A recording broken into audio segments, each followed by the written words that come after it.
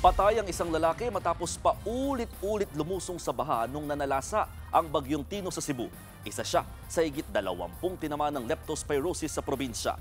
Narito ang express report ni John Aroa ng News 5 Visayas. Napahagulgol ang pamilyang yan habang yakap ang labi ng kanilang padre di pamilya na si Jerwin Carl Abiliana. Namatay siya sa severe leptospirosis.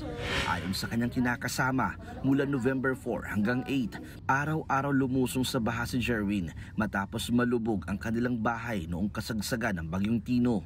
November 12, nilagnat siya. Kinabukasan, nagsusuka at nangihina. Nagpa-check up sila at nabigyan ng gamot pang trangkaso, pero lalo pang lumala ang kondisyon kaya dinala na siya sa ospital. Dito na lamang advanced severe leptospirosis na pala ang iniinda ni Jerwin. Isinailalim siya sa dialysis noong November 14. Kahapon, tuluyan siyang pumanaw. Grabe ka sakit. Wala dyan ko nag-expect na mauto ang mahitabo, na mamatay gid siya. Kay severe naman gid siya. Ayon sa Cebu Provincial Health Office, 2 na ang namatay sa leptospirosis. 23 cases na rin ang naitala matapos ang bagyong Tino. Yung leptospirosis is a zoonotic disease, so this is passed from animals to humans, and then this can be found sa contaminated water. So after Tino, a lot of people were exposed to flood water which may have been contaminated with leptospirosis.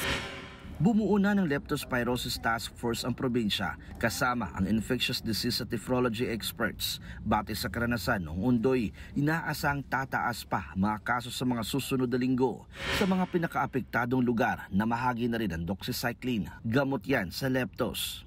Nagbigay rin ng 100,000 pesos na tulong ang lokal na pamahalaan para sa pamilya ng mga nasawi. Nagbabalita mula sa frontline, John Aroa, News 5, Visayas!